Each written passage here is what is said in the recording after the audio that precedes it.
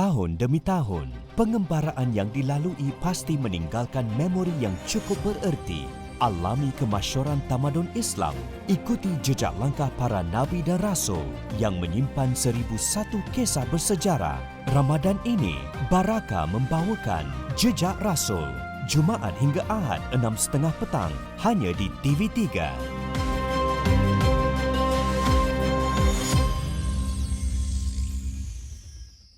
الدار الآخرة غايتنا وأخاتمنا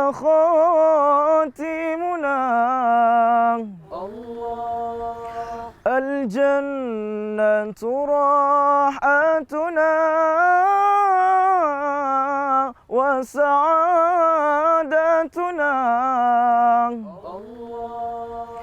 الجهاد في سبيل الله سبيلنا الموت في سبيل الله وآمالنا.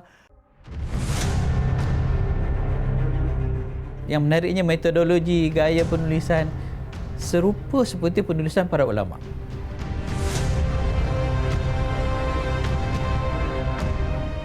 Yang mungkin kurang ada hari ini, keberanian menegur pemerintah.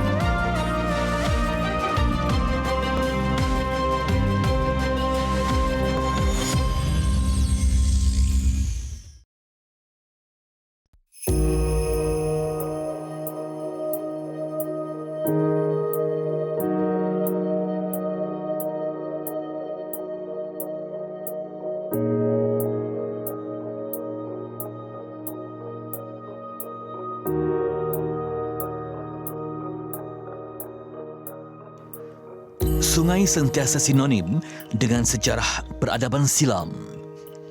Tamadun dunia ternyata terbina di tebing sungai-sungai utama. Dekad berganti abad, Kuala Kangsar dalam sejarahnya telah menyaksikan peralihan zaman bersama aliran Sungai Perak. Dikatakan nama Kuala Kangsar berasal daripada kiraan Kuala, pertemuan anak sungai yang bergabung dengan Sungai Perak di sepanjang alirannya. Sekumpulan peneroka awal menyusur Sungai Perak untuk mencari tebing yang baik untuk memulakan penempatan. Mereka mengira kuala sungai ini adalah kuala yang ke-99, lalu dinamakan Kuala Kurangsa atau Kuala Kangsar. Bermula di daerah Hulu Perak, Sungai Perak mengalir merentasi Gerik dan Lenggong sebelum alirannya bertemu di Kuala Kangsar. Sungai Perak ialah sungai yang kedua terpanjang di semenanjung Malaysia. Ia berakhir di Selat Melaka setelah mengalir sejauh 400 km dari Ulu Belum ke wilayah Hilir Perak. Istana dan Masjid Diraja Ubudiah di lokasi yang berhampiran dalam kejiranan Bukit Candan. Begitu juga sebuah madrasah. Ia memperlihatkan bagaimana rapatnya Kesultanan Perak dengan Islam. Selama ratusan tahun, istana menaungi institusi agama.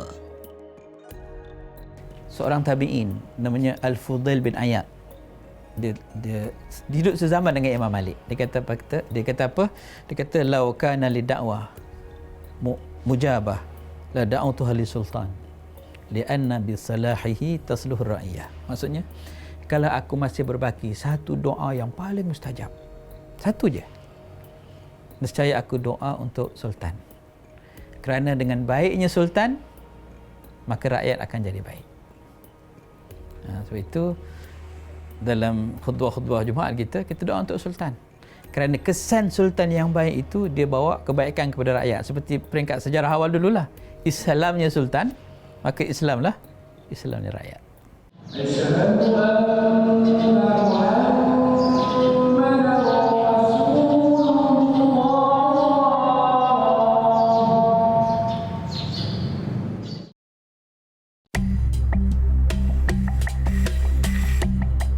Madrasah Idrisiyah diasaskan oleh Sultan Idris Mursyidil Azam Shah pada tahun 1917.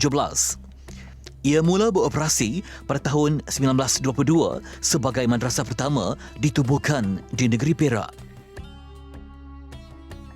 Menjelang 100 tahun penubuhannya, hari ini Madrasah Idrisiyah berbangga dengan sejarahnya, meneruskan tradisi kecemerlangan pendidikan yang bukan sahaja terbukti berjaya melahirkan generasi ulama pelapis, bahkan ilmuwan dan pemimpin yang serba boleh. Penubuhan Madrasah Idrisiyah sangat berkait rapat dengan peranan ulama dan umara di negeri Perak Darul Rizwan. Madrasah Idrisiyah ini mempunyai sejarah yang agak panjang, iaitu bermula seawal tahun 1910 apabila almarhum Sultan Idris Mursyidil Azam Shah, Sultan Perak ke-28, menitahkan Allahyarham Tuan Haji Nawawi Mat Tahir untuk merencanakan pembinaan Madrasah Idrisiyah. Peranan Syekh Haji Nawawi ini sangat besar untuk Madrasah Idrisiyah kerana Allahyarham dianggap sebagai pelopor, pengasas dan juga perancang utama pembinaan Madrasah Idrisiyah sehinggalah akhir hayat beliau. Hubungan Kesultanan Negeri Perak bersama Mudir Madrasah Idrisiyah itu berlangsung sehingga sekarang, iaitu di zaman pemerintahan Sultan Perak ke-35, Sultan Nazrin Muhyiddin Shah, di mana hubungan pentadbiran Madrasah Idrisiyah sentiasa mendapat perkenan ke bawah Duli Yang Maha Mulia Paduka Seri Sultan Perak sehingga sekarang. Alim ulama mendapat kepercayaan penuh Sultan. Mereka diberi tanggungjawab merancang dan mengemudi sebuah institusi pendidikan Islam di bawah naungan Sultan ketika itu. Ia bermula dengan Madrasah Mariah, iaitu sebuah institusi kebajikan yang memberi pendidikan awal kepada kanak-kanak perempuan yatim. Ia didirikan di atas tanah yang diwakafkan oleh Permaisuri Utih Mariah. Madrasah Mariah juga sinonim dengan mudirnya, Tuan Guru Syekh Haji Nawawi bin Haji Tahir. Beliau rapat dengan Sultan Idris Mursyidil Azam Shah sebagai guru dan penasihat baginda. Syekh Nawawi bukan hanya bertindak sebagai penasihat agama dalam bidang pentadbiran, malah juga aspek pembinaan kota ilmu. Beliau dititahkan oleh Sultan Idris yang pertama untuk merencanakan pembinaan Madrasah Idrisiyah yang kini menjangkau usia 100 tahun. Biarpun sekurang berlalu, struktur bangunannya masih teguh bertahan. Kini ia menempatkan asrama puteri Madrasah Idrisiyah. Susulan daripada penubuhan Madrasah Mariah demi menyambut permintaan rakyat agar dibuka sekolah untuk kanak-kanak lelaki pula, maka Sultan Idris Mursyidil Azam Shah telah mewakafkan 3 ekar tanahnya untuk pembinaan madrasah yang baru.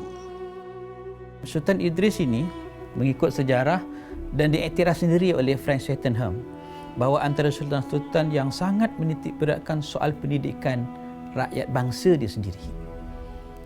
Jadi di situlah bermula sekolah-sekolah pondok, sekolah-sekolah Inggeris dan sebagainya di zaman dia. Jadi di situ sebagai bukti bahawa memang kalau kita kaji sejarah-sejarah Islam di tanah Melayu ini, tidak ada penulisan yang menggambarkan sisi hitam atau konfrontasi antara ulama dengan sultan masing-masing. Bagaimanapun, Sultan Perak yang sangat memuliakan alim ulama dan mencintai ilmu agama itu tidak sempat menyaksikan tertegaknya madrasah yang dirancangnya bersama alim ulama. Sultan Idris Mursyidil Azam Shah mangkat pada tahun 1918.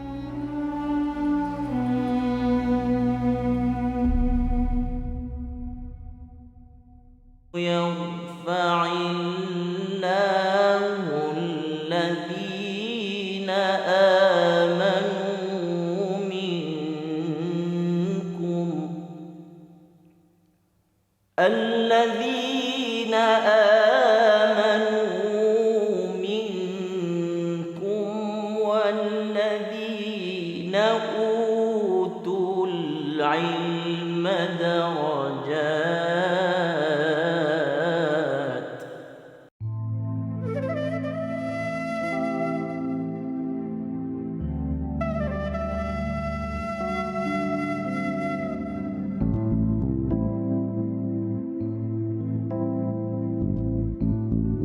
Inilah sekolah agama yang tertua di Perak Darul Rizwan yang melahirkan ramai ulama dan umara yang mengangkat martabat Islam ke peringkat yang lebih tinggi. Ia juga simbolik seorang sultan yang cintakan rakyatnya.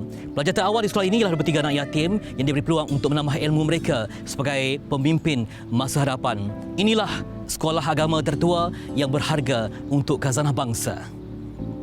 Syekh Haji Nawawi bin Haji Tahir antara alim ulama yang menjayakan pembukaan Madrasah Idrisiyah. Selain menjadi guru dan penasihat Sultan Idris Mursyidul Azam Shah, beliau dikatakan ulama yang kuat mempengaruhi dan mendorong baginda agar berasaskan Madrasah Idrisiyah. Kebangkitan baginda pada tahun 1918 tidak membantutkan projek madrasah yang telah pun dirancang. Hasrat almarhum tuanku itu disempurnakan oleh anak-anak baginda, iaitu Sultan Iskandar Qaddasallahu Shah. Baginda bertanggungjawab memantau pembinaan madrasah sehingga pada Ogos 1922, madrasah yang siap dibina ini memulakan pengajiannya dengan 23 orang pelajar lelaki. Atas titah perkenan Sultan Iskandar Qaddasallahu Shah, madrasah ini dinamakan Idrisiyah. Sempena nama pengasasnya ayahanda baginda Sultan Idris Mursyidul Azam Shah. Sultan Iskandar Qaddasallahu Shah ialah Sultan Perak yang ke-30. Baginda disifatkan sebagai seorang sultan yang warak dan berilmu tinggi. Di antara sultan yang menghimpun dalam dirinya seorang alim ulama adalah Sultan Iskandar Shah. Buktinya adalah dia menulis satu risalah dipanggil Risalah Iskandar Shah pada tahun 1921. Dalam kandungan risalah itu mengandungi tauhid, fiqh, tasawuf, nasihat-nasihat kepada sultan dan juga penjawab awam. Bila saya baca tu, termasuklah dia menyentuh soal kebersihan, soal wabak bila berlaku. Seolah-olah dia sangat sesuai juga dia baca sekarang ni. Yang menariknya metodologi gaya penulisan serupa seperti penulisan para ulama. Dan dia dianggap sebagai sultan yang berjiwa ulama dan memang ulama. Dalam muka surat keempat dia menulis tentang apalah gunanya dia mengimpun harta. Dr. Haji Zabidi merupakan anak lelaki paling bongsu kepada Syekh Haji Nawawi. Jelas beliau lagi, selepas kemangkatan Sultan Idris Mursyidul Azam Shah, ayahnya masih meneruskan khidmat kepada 4 orang Sultan Perak yang berikutnya. Saya nampak dia memang penasihat rasmi, malah dia menerima pencen daripada pejabat sultan. Yang saya nampak iktibar yang harus kita ambil, ada 2 kekuatan yang ada pada Haji Nawawi ini. Satu, kewarakan dia. Yang keduanya yang mungkin kurang ada hari ini, keberanian menegur pemerintah. Selain bertugas di madrasah, beliau juga aktif mengajar di masjid dan surau di luar daerah Kuala Kangsar. Syekh Nawawi meninggal dunia pada tahun 1969 ketika berusia 88 tahun. Ulama yang berjasa itu disembahdikan di Kampung Cangkat Ning, Bendang Siang, Perak. Pendidikan madrasah merupakan alternatif yang diperkenalkan kepada masyarakat Melayu selepas institusi pengajian pondok. Hakikatnya, konsep madrasah bukanlah ambilan daripada sistem pendidikan barat. Sejarah Islam mencatatkan institusi pendidikan Islam yang berasaskan konsep ini telah dimulakan di Baghdad oleh Nizam al-Mulk, iaitu wazir yang terkenal semasa era dinasti Saljuk pada kurun ke-11 lagi. Sistem madrasah telah sekian lama berkembang pesat di seantero dunia Islam. Wahana pendidikan memerlukan sistem pentadbiran dan pengurusan yang cekap bagi mencapai matlamat perbuahannya. Justru, pemilihan mudir atau pengetua yang berkaliber amat penting. Sejak pembukaannya, 2 orang mudir iaitu Haji Muhammad bin Haji Saleh dan Syekh Abdullah Al-Maghribi telah berkhidmat dengan cemerlang di Madrasah Idrisiyah. Tuan Guru Haji Abdullah bin Ibrahim lebih masyhur dikenali sebagai Syekh Abdullah Fahim. Sebelum memulakan perkhidmatannya di madrasah ini, beliau pernah menjadi mudir di Madrasah Limbung Kapal di Alustar, Kedah dan juga madrasah yang diasaskannya Dairatul Ma'arif Wataniyah di Kepala Batas Pulau Pinang. Beliau sangat arif dalam pengajian hadis dan ilmu falak. Kealimannya sangat luas, mencakupi pelbagai bidang agama Islam. Selain menekankan pengajian Al-Quran dan hadis, Syekh Abdullah Fahim memastikan para pelajar memahami dan menghafal matan-matan ilmu tahfidz dan fiqh, selain hanya menggunakan kitab-kitab bahasa Arab dalam seluruh mata pelajaran. Beliaulah yang bertanggungjawab memperkenalkan pengajian ilmu falak di Madrasah Idrisiyah.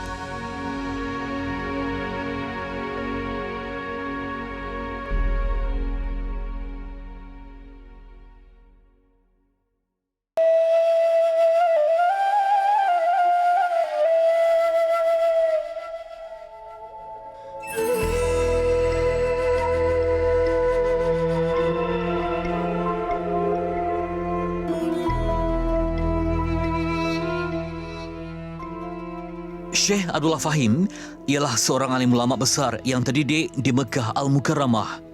Beliau telah berguru dengan 42 orang alim ulama di sana, termasuk alim ulama berketurunan Patani dan Kelantan terkenal, iaitu Syekh Wan Ahmad bin Muhammad Zain Al-Fatani dan Syekh Wan Ali bin Abdul Rahman Kutan Al-Kelantani.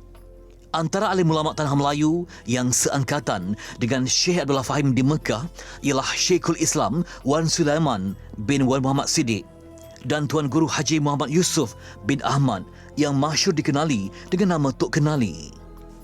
Madrasah Idrisiyah berbangga dengan ulama besar yang telah berkhidmat sebagai mudirnya selama 16 tahun, iaitu dari tahun 1932 hingga tahun 1948. Syekh Abdullah Fahim ni antara ulama yang muncul pada masa itu. Kawan baik kepada Wan Sulaiman Wan Siddiq, belajar di Mekah dalam tempoh yang lama, sezaman dengan Wan Sulaiman, berguru dengan beberapa orang guru yang terkenal di Mekah pada masa itu, sama ada guru dari kalangan ulama Mekah dan juga ulama-ulama rantau Asia Tenggara. Dan bila kembali ke tanah air, kepakaran Syekh Abdullah Fahim pada masa ini ialah termasuk juga dalam ilmu falak. Syekh Abdullah Fahim menubuhkan Madrasah Dairatul Ma'arif Al-Wataniyah pada tahun 1926 di Kepala Batas Pulau Pinang. Pada tahun 1932, demi menghormati titah permintaan Sultan Iskandar Karasawa Shah yang menjemput beliau mengajar serta menjadi mudir di Madrasah Idrisiyah di Kuala Kangsar, Syekh Abdullah Fahim meninggalkan madrasah di Kepala Batas yang diasaskannya. Ini ialah peralatan robot mujayyab atau sains kudran yang pernah berada dalam simpanan Sekolah Menengah Agama Dairatul Ma'arif Wataniyah di Kepala Batas. Robot mujayyab dapat menentukan kedudukan matahari dan buruj bintang. Ia berfungsi untuk menentukan waktu solat sepanjang tahun selain fungsi matematik logaritma. Nama Syekh Abdullah Fahim masih tercatat jelas pada robot mujayyab ini. Kerana kepakaran beliau, Syekh Abdullah Fahim telah dirujuk untuk tarikh kemerdekaan sebelum perundingan dengan Inggeris dilakukan. Beliau telah memperkenalkan pengajian ilmu falak di Madrasah Idrisiyah. Namun tidak seperti bidang ilmu lain, penguasaan ilmu falak memerlukan ketajaman fikiran dan kemahiran matematik. Sekalipun pakar dalam ilmu falak, Syekh Abdullah Fahim tidak menghasilkan karya penulisan mengenai bidang itu. Bagaimanapun, beliau pernah menyusun takwim waktu solat yang menjadi rujukan para pelajarnya. Syekh Abdullah Fahim juga tidak meninggalkan sebarang karya penulisan dalam bentuk kitab. Ia mungkin disebabkan tumpuan dan kesibukan beliau sebagai pentadbir dan guru di madrasah. Sebagai ulama yang berwawasan, Syekh Abdullah Fahim dikatakan pernah mencadangkan kepada Sultan Iskandar agar membuka sebuah pusat pengajian tinggi agama sebagai kesinambungan dalam sistem madrasah sedia ada. Ketika Syekh Abdullah Fahim menjadi mudir Madrasah Idrisiyah, kelas pengajian umum telah diperkenalkan. Ia seperti sesi pengajian terbuka yang dilaksanakan di pondok. Setiap hari, alim ulama Madrasah Idrisiyah akan berkongsi ilmu dalam sesi-sesi pengajian umum yang bermula dari sebelum asar dan berterusan sehingga masuknya Isya. Ia terbuka kepada semua pelajar madrasah dan penduduk di sekitar Bukit Candan dan Kuala Kangsar. Beliau menyedari kelas umum ialah peluang berkongsi ilmu-ilmu Islam serta merapatkan hubungan alim ulama dengan masyarakat tempatan. Setelah pengunduran beliau dari Madrasah Idrisiyah, kelas umum itu telah ditutup. Catatan pada buku pelawat bertarikh 1 April 1948 ini dibuat oleh Syekh Zubir bin Haji Ahmad pada hari pertama beliau hadir sebagai mudir. Ulama itu memimpin Madrasah Idrisiyah selama 28 tahun. Melihat kepada apa yang dipaparkan di rumah pula ini, jelas menggambarkan iltizam, nurani dan impian almarhum Sultan Idris Shah I yang mahukan kegemilangan ilmu, dunia dan akhirat. Selepas kejayaan Kolej Melayu Kuala Kangsar dan Maktab Perguruan Sultan Idris, maka terbinalah Madrasah Idrisiyah sebagai lambang legasi ilmu yang menuju keseimbangan dunia dan akhirat. Seabad usianya, dalam keberkatan, Madrasah Idrisiyah berterusan melahirkan ulama dan umara untuk ummah. Sejarah lalunya ialah kebanggaan silam yang mampu menggoncangkan persada ilmu yang akan mengukuhkan tekad pejuangnya mendidik anak bangsa.